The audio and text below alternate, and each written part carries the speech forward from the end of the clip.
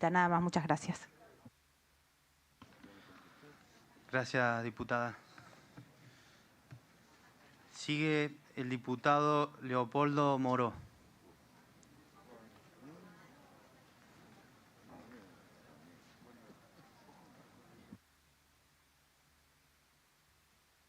Que estaba la AFI directo. Gracias, presidente, muy amable. A ver, presidente, no tuvimos un principio muy ordenado en el funcionamiento de este plenario. Desde que escuchamos un funcionario que no sabíamos qué función tenía, casi ni siquiera el apellido, hasta una introducción a la filosofía del derecho que poco tiene que ver con el tratamiento específico de lo que vamos a abordar aquí, que es nada más y nada menos, cosa que no ocurrió jamás en la historia institucional de la Argentina y del Parlamento, que el abordaje de un decreto de necesidad y urgencia, que está incluido en la ley, por eso lo menciono, y la propia ley denominada Ómnibus, que suman casi 1000 artículos y que además, en muchos casos, hasta reforman artículos constitucionales, códigos de fondo, el Código Civil y Comercial, el Código Penal, leyes que han formado parte de consensos básicos que han sostenido la democracia.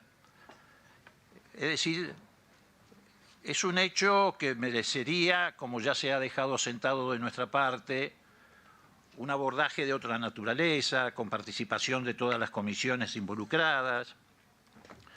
Pero sobre todas las cosas, y respondiendo a una inquietud planteada recién por el presidente de otro bloque del oficialismo, o mejor dicho, tal vez de la oposición que no se opone, no lo tengo muy claro. Lo cierto es que en ninguna de las crisis que se vivió se dio una respuesta institucional de esta naturaleza. Y la democracia tuvo crisis. Cuando el presidente Milei dice que tuvo la peor herencia de la historia, falta la verdad. Yo no me voy a remontar muy atrás, pero la verdad es que puedo recordar, y muchos de los que estamos aquí, que tal vez podría decir lo mismo el doctor Alfonsín, que recibió un país que vivía en la ajuridicidad, donde se secuestraba, se torturaba, se tiraba gente de los aviones. Pero además de esa violación sistemática de los derechos humanos, recibió un país con una inflación en el año que terminó la dictadura militar que rondaba el 4000%, con bancos que caían como mosca, con entidades financieras que cerraban día a día, que dieron motivo a una película que tuvo una gran trascendencia como fue La Plata Dulce.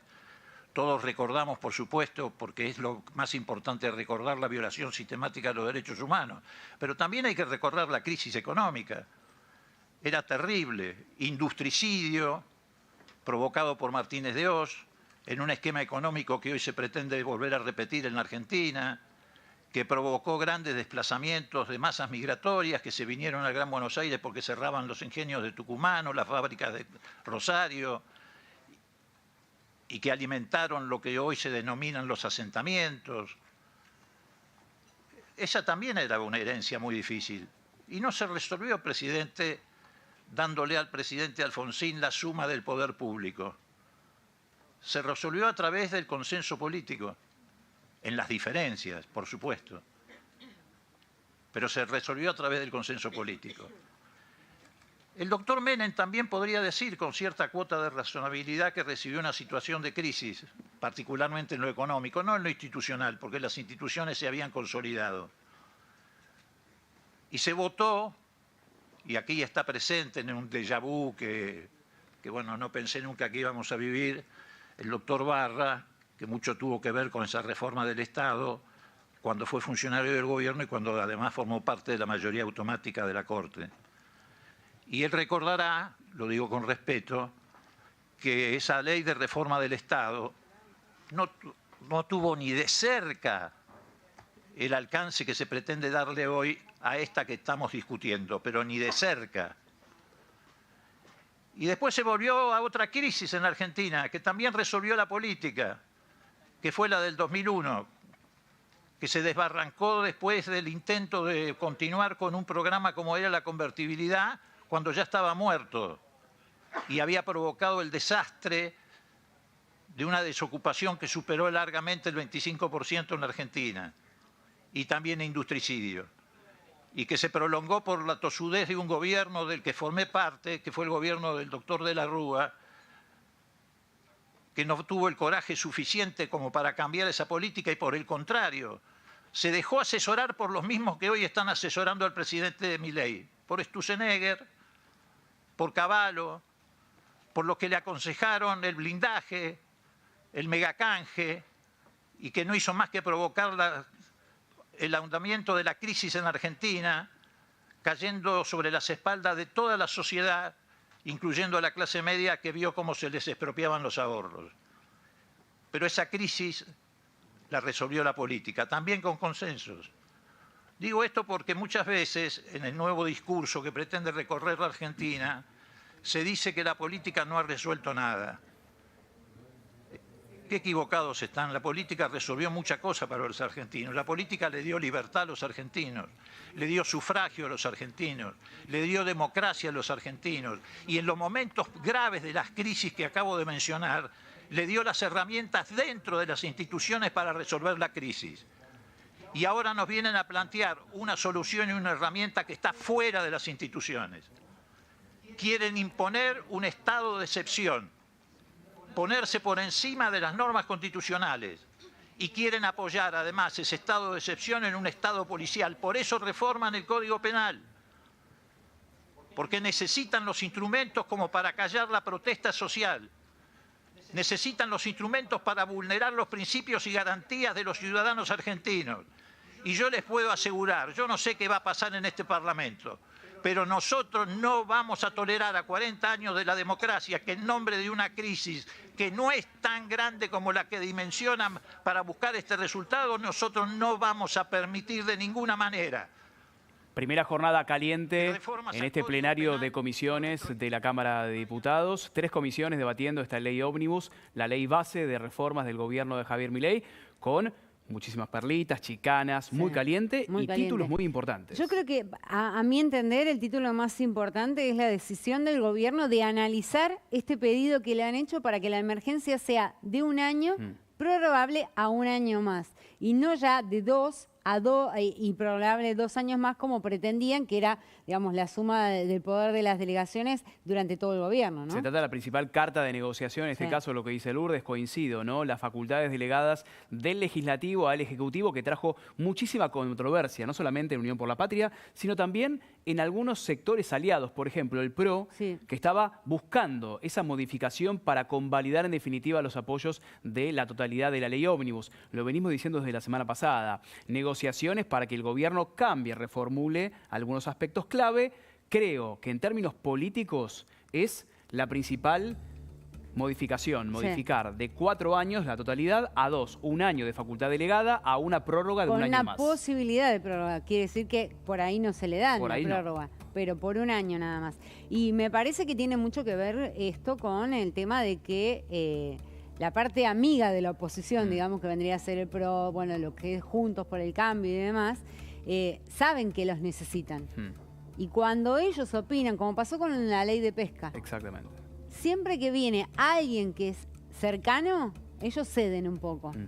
Entonces hay que estar muy atentos a esto. Yo creo, y te lo vengo planteando desde un principio, yo creo que esta ley no se va a votar al libro cerrado, que esta va a ser un análisis punto por punto de todo lo que plantea el oficialismo, digamos, para estas bases de la reforma del gobierno, ¿no? Podemos hablar de una primera victoria de la oposición, de algún sector del PRO, de Juntos por el Cambio, del radicalismo, que buscaba la modificación de estas facultades delegadas, que era entregarle la suma de poder público al presidente Javier Milei en el marco de las emergencias, que como bien decíamos, más de 10 u 11, según el cálculo que hacían algunos de los funcionarios, Eduardo Rodríguez Chirilo, Rodolfo Barra, los principales exponentes de esta primera jornada del plenario de comisiones, pero sobre todo, ¿no? ¿Qué sucede a partir de ahora en más? ¿Cómo van a modificarse esos apoyos? primera victoria, decimos, modificación Sí. de las facultades delegadas. Igual Quizás dijeron, a lo partir de estamos ahora pensando, estamos ¿eh? pensándolo. Pero bueno, ya Pero es una un puntapié. reformulación. Sí, es decir, bueno, lo vamos a analizar y es posible que cedamos en este punto. Porque está bien, ustedes no quieren que sea 2 más 2, bueno, 1 más 1 puede ser también. Y también el discurso quizás más vehemente de parte de la oposición del diputado Rodrigo de Loredo. En este caso, encabezando la bancada de la Unión Cívica Radical en la Cámara de Diputados, haciendo referencia a el rol del Parlamento, ¿no? Sí. Haciendo referencia, ¿quieren que se apruebe realmente en esta pregunta Claro. retórica? Y enojado con los dichos del vocero en cuanto responsabilizó por esta subida del dólar al Congreso, justamente. Exactamente, y Que ya la están propia Margarita Stolbizer antes, en la locución previa, había sido referencia a los insultos del presidente Javier Milei para con algunos diputados. Sí, de Loredo apuntó también Exactamente, haciéndolos responsables a los diputados, a los senadores, al Poder Judicial, de que si no se convalida esta gran reforma del Estado que busca el gobierno, sean los responsables de, textual del presidente, de la catástrofe económica y social del país. Por eso, quizás recogen el guante algunos diputados, Margarita Stolbizer, también Unión por la Patria, pero sobre todo Rodrigo de Loredo, haciendo esta referencia, ¿no? ¿Quieren que se apruebe?